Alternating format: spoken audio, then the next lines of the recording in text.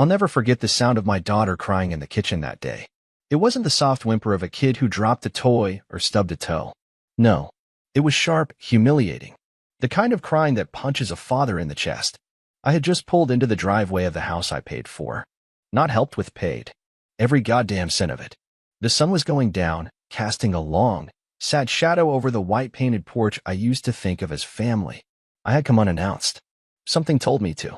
A gut instinct. And thank God I did. As I stepped inside, I heard shouting.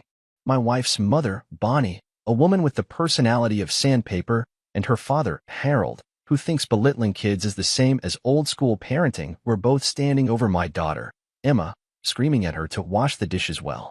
You useless girl. While my wife's sister's two spoiled little demons sat on the couch laughing like it was some kind of circus act.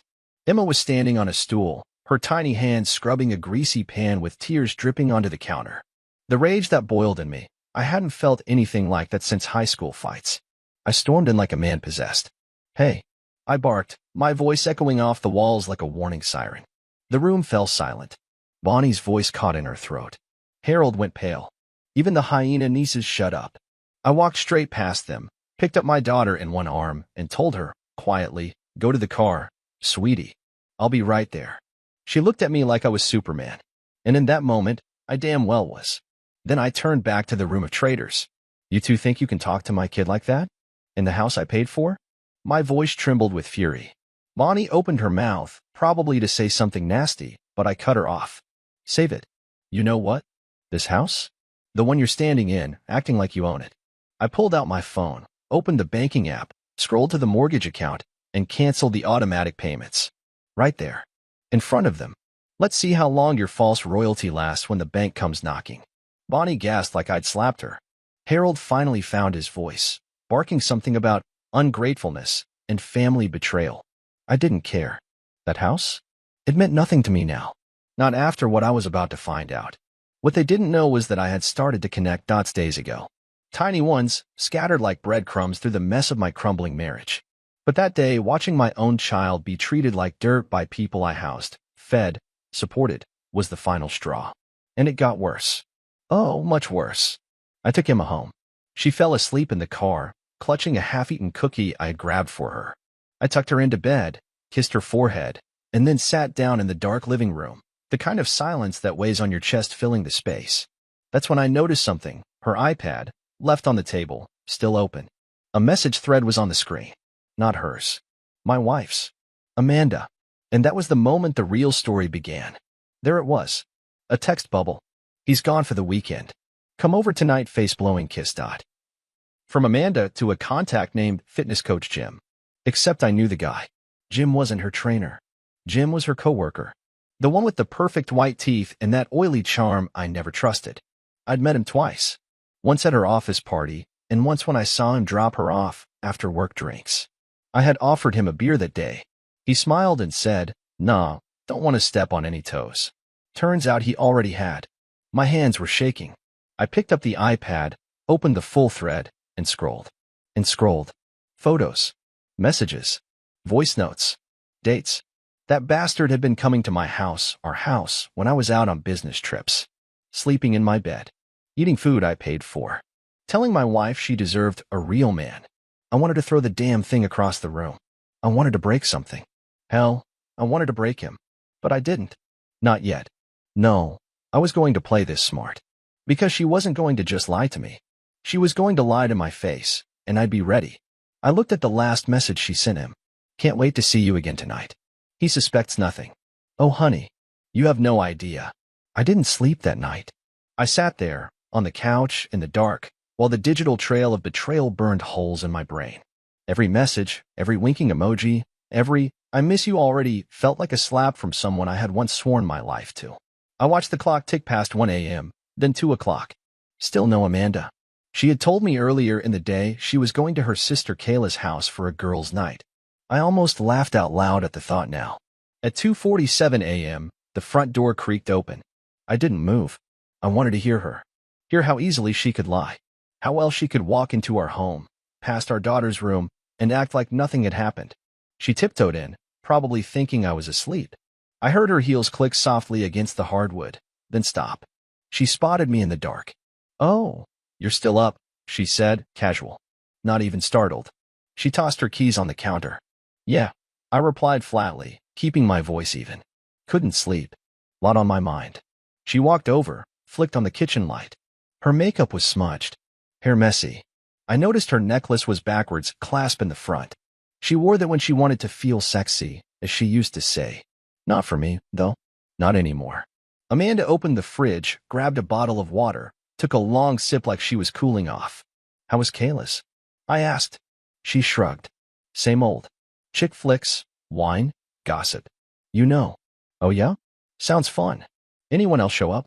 "No, just us girls," she said, lying so easily I almost admired it. Silence settled between us like fog. "Your mom and dad are real gems," I added, after a moment. "I stopped by the house today." Her body stiffened, ever so slightly. "What?" she asked, turning to face me. I stopped by. Emma was there. They were yelling at her, calling her names, while your nieces laughed. Real classy scene. Her eyes blinked rapidly, and she stammered. I didn't know. I canceled their house payments." Amanda's jaw dropped. "You what?" "I canceled them. The house is under my name. So, I called the bank. It's going to auction. You can't just." "I can." And I did. "Jesus, you're overreacting." "They were screaming at our daughter. And you're worried about your parents' mortgage." I stood now, voice rising. "Where were you tonight, Amanda?" "I told you." "No. Try again." She paused, then said, slower, "At Kayla's." I reached behind me, picked up the iPad, and tossed it gently onto the couch. Her face turned white. She didn't even pick it up, just stared at it like it was a loaded gun. "You should be careful with what you leave unlocked," I said, calm but sharp. "You should also stop saving photos in shared albums. Or are the ones with Jim just part of your fitness program?" Amanda stood frozen. Her eyes darted back and forth, looking for some escape route, some angle. But she was out of them. "You went through my messages?" she asked, trying to flip it. "I did," I said. "After I saw our kid being emotionally torched in your family's home, I decided I deserved the truth somewhere." Then she said it. The line I'll never forget. "Don't act like you're some saint. You're boring. You're safe."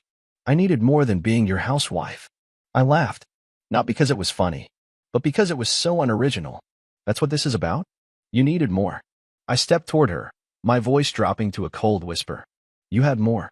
A daughter. A family. A roof. Loyalty. But that wasn't enough." She rolled her eyes, like I was the unreasonable one.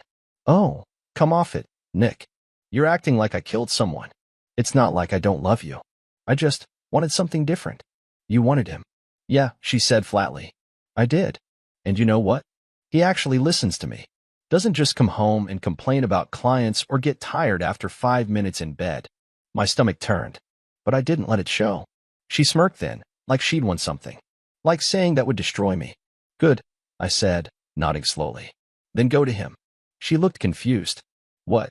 "Pack your S***** and go. Right now. And don't wake Emma." Amanda crossed her arms. "You think you can just kick me out?" I pulled a manila envelope from the drawer. The one labeled, just in case. Inside? All the papers. Every chat screenshot. Her text log with Jim. Audio files. Photos. And a printed copy of the emergency custody motion I'd already started filling out 2 days ago when I first felt something was off. I held the envelope out. "You can walk out now, or we do this in court." Amanda didn't speak. For the first time, she looked cornered. "I'm not playing your game anymore," I said. "This, whatever it was, is over." She stared at the envelope, eyes flickering. "I'll get my stuff," she said, almost whispering. I didn't respond. I just sat back down. Let her walk. Let her pack. Because the truth? That night, a part of me died. But something else woke up. And it wasn't forgiveness. The suitcase wheels scraped softly against the floor as she dragged it down the hall. Emma was still asleep, curled up in her dinosaur blanket, oblivious to the fact that her world had just split in two. I watched Amanda walk out the door, not a single look back, not one apology. Just silence, like I was an inconvenience she was finally free of. The door clicked shut behind her. I stood there for a moment, breathing, in and out, like I was learning how all over again. The silence in the house now felt different, not like peace, but like the aftermath of a hurricane. Everything looked the same, but nothing was. The next morning, I got up early. Made pancakes. Emma came into the kitchen rubbing her eyes, mumbling something about a dream she couldn't remember. She didn't ask where Amanda was. Not at first. Just sat down, chewed slowly, and watched me like she was trying to figure out if something had changed. She had to leave for a while, I said softly. Emma nodded, then looked down at her plate. That was it. No tantrum. No tears. Just quiet. And somehow, that hurt more. Like even my kid had already learned not to expect anything steady from her. Later that day, I drove to the gym where Jim worked. Not to fight. Not yet. But I needed to see him. I had to put a face to the enemy while my blood was still warm enough to keep me calm. He was there, laughing with some client, spotting her as she lifted weights like he wasn't a homewrecker. I stood in the corner, arms folded.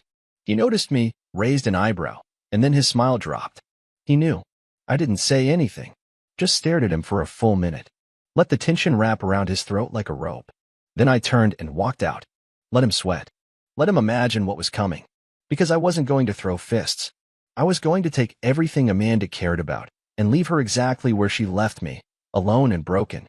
The next few days were a blur of legal meetings and paperwork. I found a lawyer, Ms. Carter, who had the cold precision of a sniper and the patience of a saint. She took one look at the evidence I had, raised an eyebrow, and said, "We'll win." It wasn't about revenge. Not really. It was about justice. About taking back control of a life that had been quietly hijacked by lies. Meanwhile, Amanda texted. She called. Her messages changed tone every few hours. First it was cold. "You're overreacting. We can work this out." Then panicked. "What are you telling Emma? Are you poisoning her against me?" Then finally desperate, "Please. Just talk to me." I ignored her. She came to the house once, unannounced. Banged on the door until Emma peeked through the window. "I want to see my daughter," Amanda shouted. I opened the door and stepped out, shutting it behind me. "She's not a trophy," I said. "She's not your cover story. You want to see her? We go through court. You're not using her as your escape hatch." Amanda's expression twisted. She tried to slap on that fake charm, the kind she used on waiters and neighbors. "Nick, you're being ridiculous. I made a mistake, okay? But you're not perfect either. You." "No," I cut her off. "Don't start that. Don't twist this like it's shared blame. You invited another man into our bed. You lied. You humiliated me. You didn't trip and fall into it. You chose it. Repeatedly." She scoffed. "So you're gonna play victim now?" I laughed bitterly. "No, Amanda. I'm not playing anything. I'm done with games." She walked away with a dramatic sigh, like I was the problem.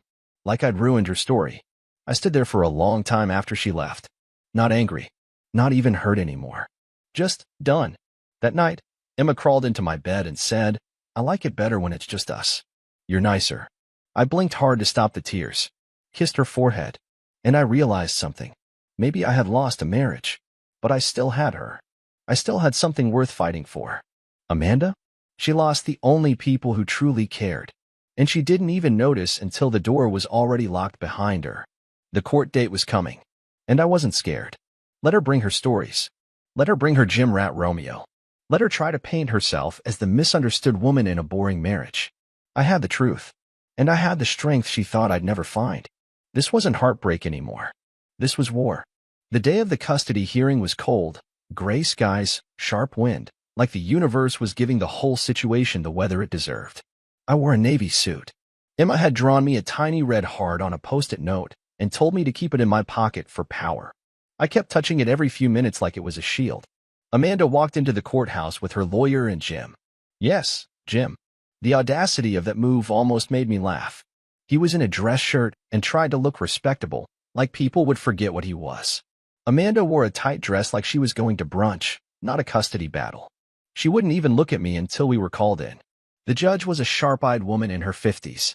Ms. Carter gave her everything, every screenshot, every voicemail, every detail about Emma's schooling, routines, doctor visits. I came across calm, focused, with everything documented down to the minute. Amanda? She tried to cry. Tried to spin some tragic tale about emotional distance, feeling unwanted, and how she just wanted to feel loved again. Jim sat there with his legs crossed, hands folded, eyes darting between everyone like he was waiting for a trap to spring. Then the judge asked Amanda why she didn't report any of this emotional distance before stepping out of the marriage. Amanda fumbled. Said she didn't want to make things worse. And you thought introducing your daughter to a man you were having an affair with, while still married, wouldn't make things worse? The judge asked. Silence. Amanda didn't win that day.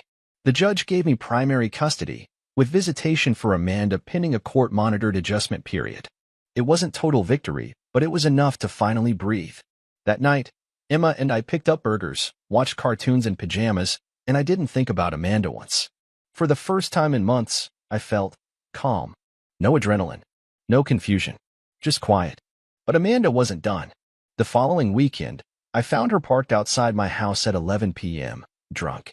She started honking until I came outside. What are you doing? I asked, trying to keep my voice low so Emma wouldn't wake up. You think you're better than me now, she slurred. She's my daughter, too. You can see her when you're sober and acting like a mother. I snapped. Not like this. You think I'm the villain? You never saw me. You never really looked at me, she yelled, mascara smudged, hair wild, bottle in the cup holder. I did see you, I said. I just didn't realize how fake the reflection was. She threw something, her phone, maybe, and peeled out of the driveway. I called my lawyer the next morning and told her everything. That incident sealed the visitation agreement. The judge restricted Amanda to supervised visits at a facility for 6 months. Jim? He disappeared.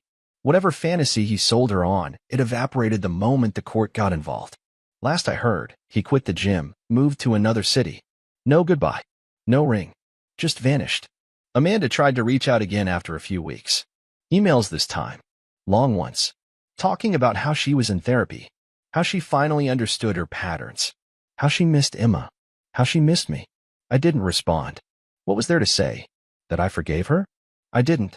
Not because I was angry. That had faded. But because forgiveness is for the people who are truly sorry, and Amanda wasn't sorry for what she did. She was sorry it didn't end how she pictured. Sorry she lost control of the narrative. She missed comfort, not love. Months passed. Emma started laughing more. She stopped asking about her mom. Sometimes I caught her staring at the front door, like part of her still hoped Amanda would walk in, apologize, fix it all. But she never did. That's when it really hit me. Some people aren't broken. They're just selfish. And you can't fix selfish. One night, as I tucked Emma into bed, she asked, Are we going to be okay forever now? I looked at her. My little girl. Stronger than she should have had to be. Yeah, I said. We're going to be just fine. And for the first time since the whole nightmare started, I believed it. 3 months after the court ruling, life had found its new rhythm. It wasn't perfect, but it was solid. I'd wake up, pack Emma's lunch, walk her to school, work during the day, then spend the evenings helping her with homework or watching dumb cartoons she pretended not to like.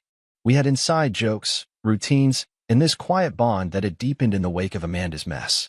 Amanda still had supervised visits.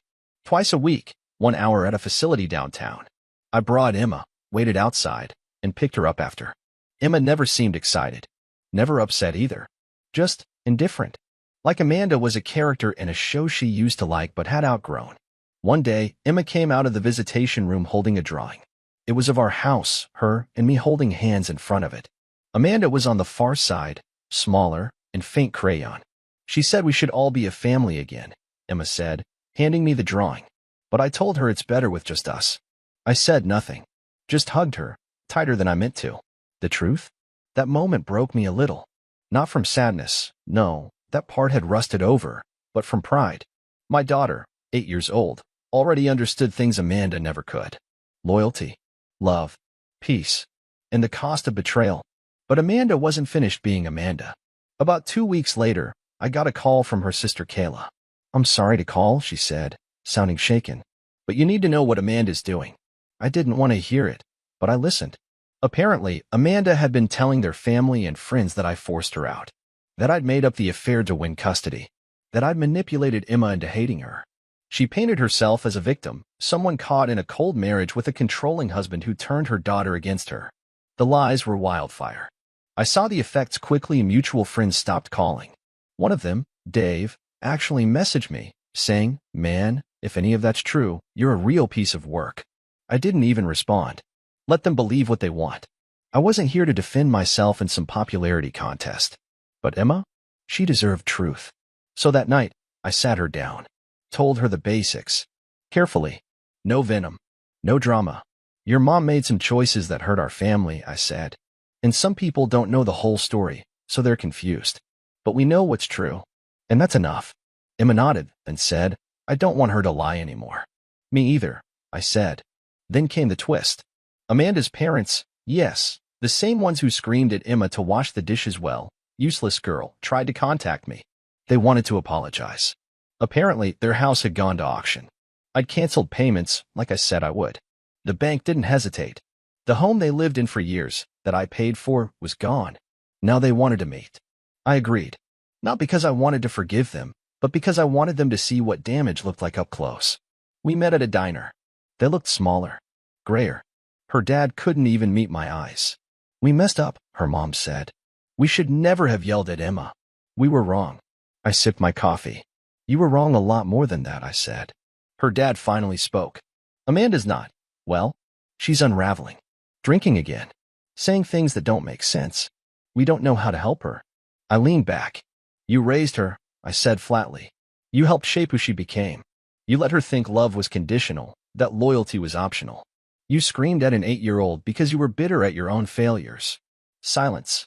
I'll never let her near Emma without supervision again. And if you want a relationship with your granddaughter, you'll earn it. From the ground up. Slowly. Respectfully. Her mother's lip quivered. Her father nodded. And that was that. I walked out, into the cold, and smiled. Not because it was over, but because I was no longer stuck in the middle of the wreckage. I was outside the storm, watching it fade in the rear view. That weekend, I took Emma to the lake. We sat on the dock with our shoes off, feet in the water, eating peanut butter sandwiches she'd helped make. She looked up at me suddenly and said, You're not sad anymore. It caught me off guard. No, I said. Not anymore. You were really sad for a long time, she added. But now you laugh again. I stared out at the ripples on the lake and let the breeze carry that thought through me. I guess we both got a little stronger, I said. Emma leaned against my shoulder. And in that moment, I knew Amanda may have broken the past, but she had no claim on the future. Ours was already being rebuilt, one peaceful day at a time.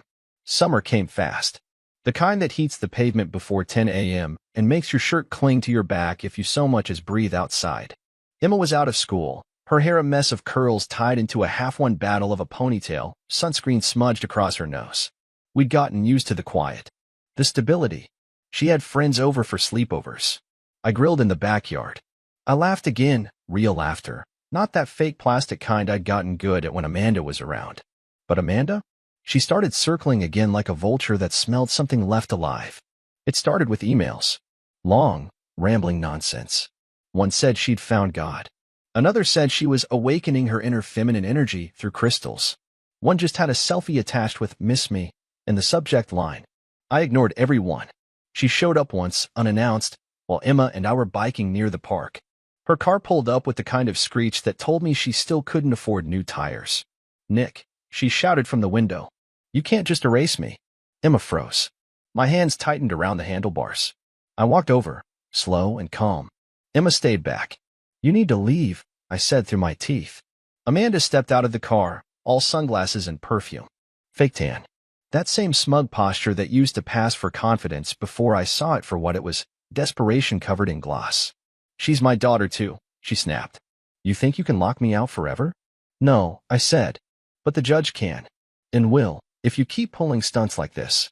She laughed bitterly. This isn't over. Maybe not for you, I said. But for us? It's done. You don't live here anymore. In our heads. In our home. In our hearts. She looked like she wanted to scream. But she didn't. She just got back in her car and drove off, tires peeling, pride shredded. Emma rode up to me slowly. Is she gonna keep coming back? Maybe, I said honestly. But we're not scared of her anymore, are we? Emma shook her head, face set like stone. She was 8 going on 40. Stronger than she had any business being. A week later, I got a call from Kayla again. Her voice was low and tense. She's in trouble, she said. Define trouble? I asked. Bar fight. Some guy grabbed her. She threw a glass. Cops came. She's spending the night in jail. I let that sit in the air a moment. I'm telling you, Kayla said, because she's spiraling. And someone's gotta know. I do know, I replied. And I stopped saving her a long time ago. Kayla didn't argue. Just sighed and hung up. Amanda's mugshot hit a local Facebook page the next day. Drunk, eyes wild, smeared lipstick. She looked like a warning. The next family court hearing came a month later. Amanda never showed. Her lawyer showed up alone, flustered, mumbling about personal issues. The judge nodded, barely surprised. "I'm suspending visitation privileges indefinitely," the judge said. "Mr. Carter, keep doing what you're doing." After that, it was like a weight dropped off our lives. Even Emma seemed lighter. She danced more, drew more, started telling me about a boy at school who gave her a bracelet and then ran away like he was on fire. I smiled and told her he had good taste. One night, maybe mid-July, we were sitting outside on the porch. Emma had a popsicle. I had a beer. Crickets were just starting to hum. "Do you still hate her?" Emma asked suddenly. I paused, thought about it. "I don't think I hate her," I said. "I think I just see her clearly now." And sometimes, when you see someone clearly, you realize they were never who you thought they were. Emma nodded like she understood. Maybe she didn't, but she would one day. "She missed out," she said. "On us." "Yeah," I said, ruffling her hair. "She really did." That night, I stayed up after putting her to bed, just sitting in the dark, staring at the ceiling. Not sad, not angry, just processing. Amanda burned every bridge like it was a habit, and now she stood on an island of her own making, surrounded by ashes. And me? I had what mattered. My daughter, my peace, my dignity, my strength. There was no dramatic ending, no explosion, just the slow, steady rebuild of a life that had been shattered, but not destroyed. Amanda thought she ruined me, but all she did was set me free. Emma started third grade that fall. New backpack, new shoes, and this newfound confidence in her walk that I hadn't seen before. She was turning into someone whole, not broken, not confused. I dropped her off on that first day, and she ran up the stairs with a quick look back and a wave. Like she knew I'd be watching, making sure she was safe, but she didn't need me to hold her hand anymore. And that meant everything. I started fixing up the house in the free time I never used to have. Painted the porch. Repaired the sagging gate Amanda always complained about but never helped with. I even cleared out the attic, the last place where her boxes still lived. Dresses, perfume bottles, cards she'd never thrown away, pictures from better times before she became a stranger in my home. I threw it all out. Not out of anger. Out of clarity. She was gone. And I wasn't clinging to anything but peace. Then one afternoon, I got an email from an old contact at the bank. Someone I knew from years ago who helped me set up the mortgage. "You should see this," the email said, with a PDF attached. It was Amanda.